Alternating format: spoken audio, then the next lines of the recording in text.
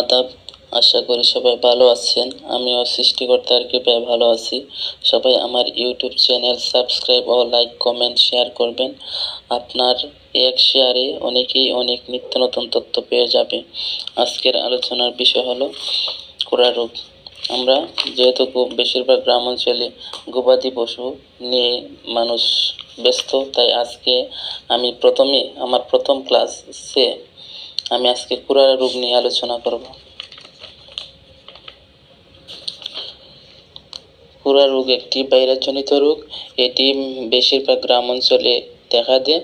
যেমন এই রোগকে খুরা রোগ, বাত রোগ, খুরাচল, খুরা ঘা, তাপা ইত্যাদি নামে অভিহিত করা হয়। এই রোগ সাধারণত গরু, মহিষ, ছাগল, ভেড়া, শূকরের এই রোগ হয়। তবে গরুর ক্ষেত্রে এই রোগ ব্যাপক আকার ধারণ করে। এই রোগ সাধারণত ঈদ-উল আজহা উৎসব অর্থাৎ কোরবানির পরপর এই রোগের প্রকোপ দেখা দেয়। আমাদের পার্শ্ববর্তী দেশ ভারত থেকে গরু আমদানি করা হয় কোনো সঙ্গরোধ ছাড়াই, ফলে এখানকার খুরা রোগে আক্রান্ত গরু সহজে আমাদের দেশে চলে আয়। তাই গরু তাড়াতাড়ি বাতাসের মাধ্যমে এই রোগ ছড়িয়ে পড়ে। তাই আমাদের দেশের গবাদি পশুর ক্ষেত্রে ব্যাপক মারাত্মক আকার ধারণ করে, যার ফলে খামারিরা ক্ষতিগ্রস্ত হয়। তাই আজকে আমি খুরা রোগের লক্ষণ, চিকিৎসা এবং ছড়ানোর উপায় নিয়ে আলোচনা করব। খুরা রোগ সাধারণত বাতাস এবং খাদ্য, পানি এবং পরিধানের কাপড়, গরু পরিচর্যাকারীর মাধ্যমে শান্তটি ছড়িয়ে থাকে। এটা ভাইরাসজনিত রোগ। আমি সব সময় বলে যেতেছি এটা ভাইরাসজনিত রোগ। এখন আমরা খুরা রোগের লক্ষণ সম্পর্কে আলোচনা করব। একজন খামারি হঠাৎ করে একটা গরু অসুস্থ হয়ে পড়লে আমরা কিভাবে চিহ্নিত করতে পারি এটা কি রোগে আক্রান্ত। তাই আমি আগে থেকেই খুরা রোগ নিয়ে একটি ভিডিও তৈরি করতে চাইছি। এই জন্য আমি আজকে এর লক্ষণ ভালোভাবে বলে দেব। খুরা রোগের লক্ষণ হলো শরীরে অত্যাধিক তাপমাত্রা বেড়ে যায়। 105 থেকে 106 ডিগ্রি তাপমাত্রা থাকে। প্রথমে প্রাণীর জিহ্বা, পায়ের খুরের ফাঁকে আগুনে ফুসকা পড়ে, ফুসকা ফেটে সেখানে ক্ষত হয়। পানির মুখে লালা ঝরে পড়ে, তা পরে সাদা ফেনার মতো দেখায়। পায়ের ফুসকা ফেটে গিয়ে ক্ষত হয়, ফলে পানি কিছুক্ষণ পর পা ঝরে, পানি কুড়িয়ে হাঁটে। প্রাণীর পায়ে ক্ষতে প্রচণ্ড ব্যথায় উঠে দাঁড়াতে খুব কষ্ট হয়, এমনকি পানি শুয়ে পড়ে। মুখের ক্ষতের জন্য প্রাণী কিছু খেতে পারে না। অনেক সময় ফুসকা মুখ সহ ভেতরে ও গাভীর উলান দেখা যায়। পানির দুধের উৎপাদন কমে যায়।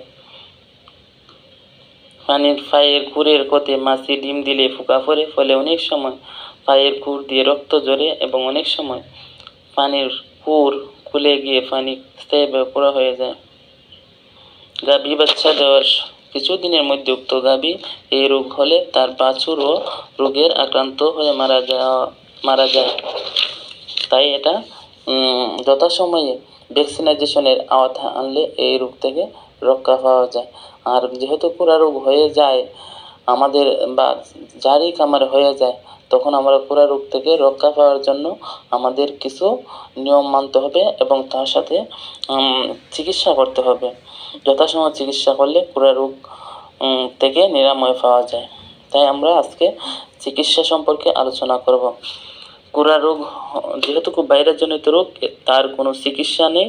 তাও আমরা ব্যাকটেরিয়াকে দমন করার জন্যে আমরা ডায়াডিন 100 কেজি বডি ওয়েটের জন্য 30 ml দিতে পারি এবং গরুর পর্যাপ্ত পরিমাণ ব্যথা থাকে তাই আমরা তাকে ব্যথানাশক দিতে পারি। মেলবেট, কেটোবেট, কপবেট, এগুলো যে কোনো একটা দেওয়া যায়। এর সাথে অ্যান্টিহিস্টামিন দিতে হবে। এস্টাবেট দেওয়া যায়। সাধারণত এস্টাবেটই ভালো কাজ করে। আর খামারিরা বেশিরভাগ এস্টাবেট দিয়ে থাকে, কারণ এস্টাবেটের দাম বাজারে কম। সাথে আমরা খামারিকে পরামর্শ দিতে পারি এবং তার সাথে ট্যাবলেট দিতে পারি আমরা। ডায়াডিন 2টি ট্যাবলেট, সকালে একটা, বিকালে একটা এবং মেল যেহেতু প্রচুর ব্যথা থাকে তার জন্য আমরা মেলবেট ট্যাবলেট দিতে পারি এবং যেহেতু এটি একটি ভাইরাসজনিত রোগ তাই আমরা তার সাথে এফএল কেয়ার পাউডার আমরা দিতে পারি গরুর বডি ওয়েটের অনুযায়ী এবং গরুর যেহেতু মুখে ঘা হয়ে গেছে ঘা ভালোভাবে পরিষ্কার করার জন্যে পিপিএম পাউডার দিয়ে পরিষ্কার করে ভালো করে এখানে সুমিটবেট পাউডার লাগিয়ে দিতে হবে এবং এটি ভালোভাবে লাগিয়ে তাড়াতাড়ি সুস্থ হয়ে যাবে এবং খামারি নিশ্চিন্তে থাকতে পারবে।